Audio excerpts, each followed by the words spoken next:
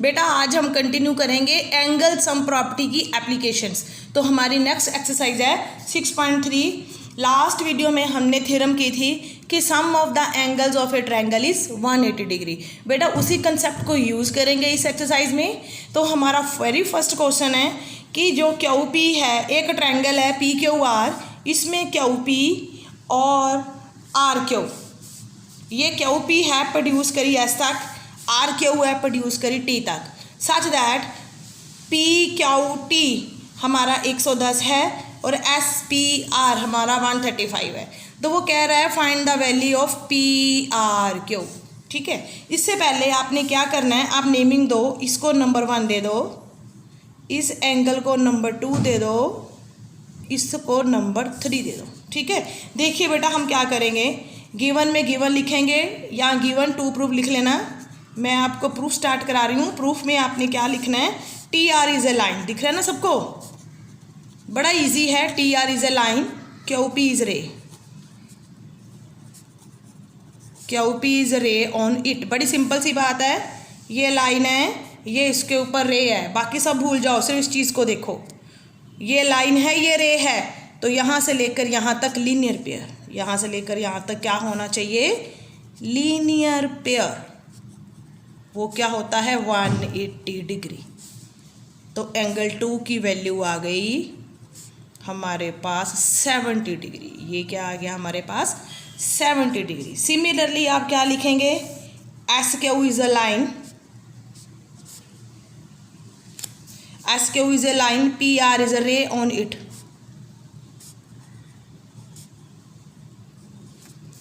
P R is a ray on it. तो इसमें क्या है, सब भूल जाओ, बस ये याद रखो, ये लाइन है, ये रे है, इसका मतलब ये 180 होना चाहिए, सारा होना चाहिए ना।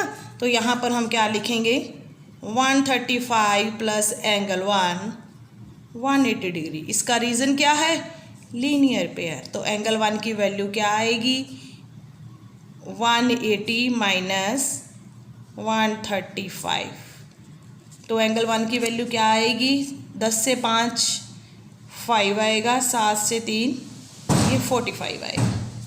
ठीक है, अब आप ध्यान से देखिए ये ट्रायंगल कहाँ है, क्या दिया ऊपर, P Q R is a triangle. क्या दिया ऊपर, P Q R is a triangle. और क्या गिवन है, P Q R is a triangle given है ना। तो एंगल सम प्रॉपर्टी तो इस पर लगेगी, यहाँ पर लिखेंगे बाय एंगल सम प्रॉपर्टी। वो क्या कहती है, जो ट्रायंगल होता है तीनों कोनों का जोड़ क्या होना चाहिए, 180। तो इस ट्रायंगल में सिर्फ सब भूल जाओ, ये लिखो क्या आएगा, 1 जमा 2 जमा 3 180 डिग्री। ये हमारा 45 आया, लिख लो। हम लिखेंगे यहाँ पर एंगल 1 एंगल 2 एंगल 3 क्या आएगा 180 डिग्री। रीज़न क्या इसका, बाय एंगल सम प्रॉपर्टी अभी हमने करी है। ठीक है, बार बार देखो बेटा, थ्योरम वही आनी पेपर में, जो थ्योरम मैंने कराई आपको लास्ट वीडियो में, एंगल सम प्रॉपर्टी और एक्सटीरियर ट्रायंगल वाली, वही सेम आनी है। 45 प्लस एंगल 2 की वैल्यू कितनी है 70 डिग्री, एंगल 3 आपने निकालना है 180 डिग्री। ठीक है जी, अब देखिए नेक्स्ट, 70 और 45 क्या हो गया 115 प्लस एंगल 3 आ गया 180 डिग्री। तो एंगल 3 की वैल्यू क्या आएगी, 180 माइनस 115। बेटा एंगल 3 की वैल्यू आ गई 65 और एंगल 3 क्या है हमारे पास, पी आर क्यू। तो अगली नेक्स्ट लाइन में आप लिख सकते हैं P R Q is equal to 65। It is very easy. बेटा अब आपने नेक्स्ट फिगर को ध्यान से देखना है। इसमें वो कह रहा है कि जो एक्स है वो 62 डिग्री है, एक्स वाई जेड। अब देखो एक्स वाई जेड ये पूरा एंगल 54 डिग्री है। और एक बात खास कह रहा है, Y O and O Z these are the bisectors of X Y Z और वाई जेड एक्स। ठीक है, ये जो आपका ओ वाई है वो वाई का बाइसेक्टर है, जो ओ जेड है वो पूरे जेड का बाइसेक्टर है। ठीक है, ओ वाई पूरे वाई का बाइसेक्टर है, ओ जेड पूरे जेड का बाइसेक्टर है। इसका मतलब जो एंगल ये है वही ये होगा, जो ये एंगल है वही ये होगा। कहने का मतलब अगर ये बीच वाला एंगल निकालना है तो हम 54 का हाफ करेंगे, ये आएगा। अगर ये वाला निकालना है तो z का हाफ करेंगे तो ये आएगा, ठीक है। इसी तरह से हमारे पास x एंगल है, टोटल y एंगल है, टोटल z नहीं है। सबसे पहले तो हम टोटल z निकाल लेंगे, ठीक है।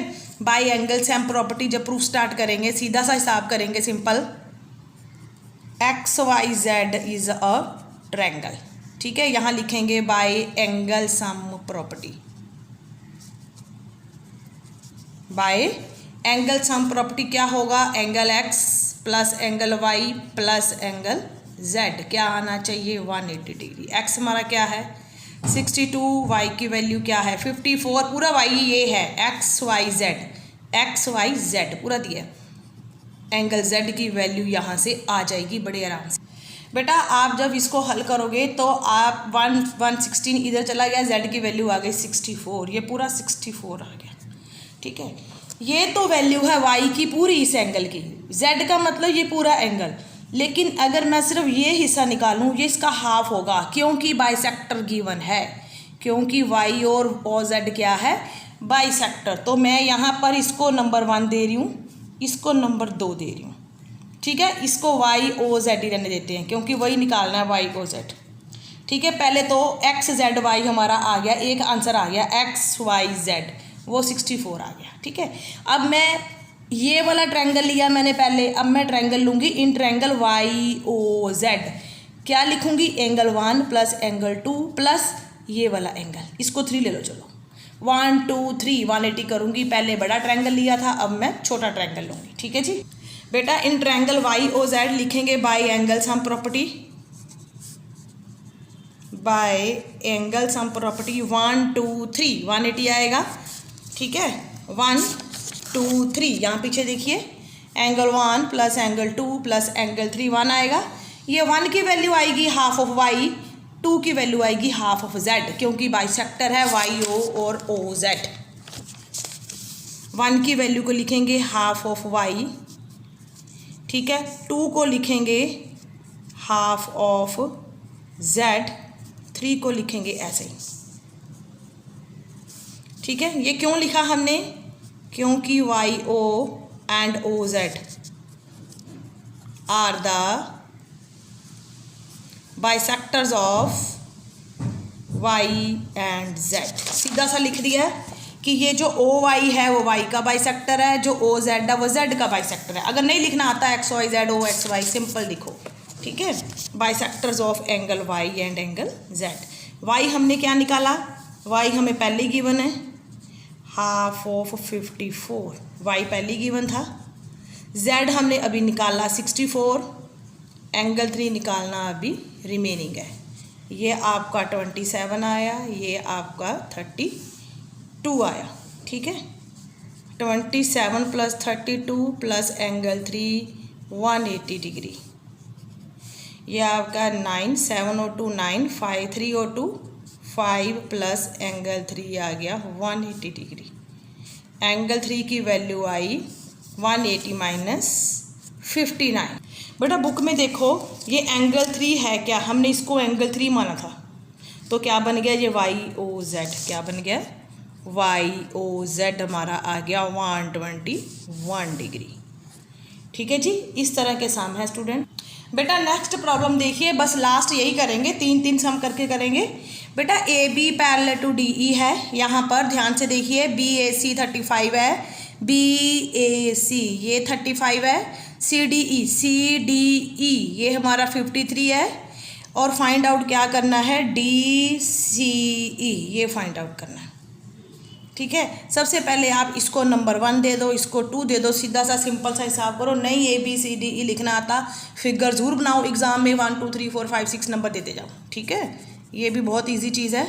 तो हम की लेके गिवन से स्टार्ट करेंगे। AB parallel to DE, transversal क्या है AE इज़ ट्रांसवर्सल, ये लिखना ज़रूरी होता है कि पैरेलल क्या है ट्रांसवर्सल क्या है।